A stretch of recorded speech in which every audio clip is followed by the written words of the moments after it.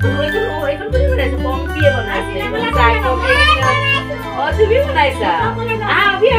অভি জ্বৰ হৈ আছে ন তোমাৰ জ্বৰ হৈ আছে ন তোমালোকে নালাগে দেই মাতিছো বোলে দেই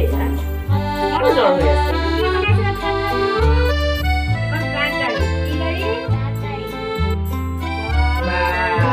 বেলেগ দেই ধুনীয়া হৈছে আৰু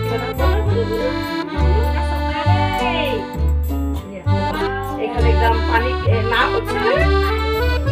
নাও পানি চলে না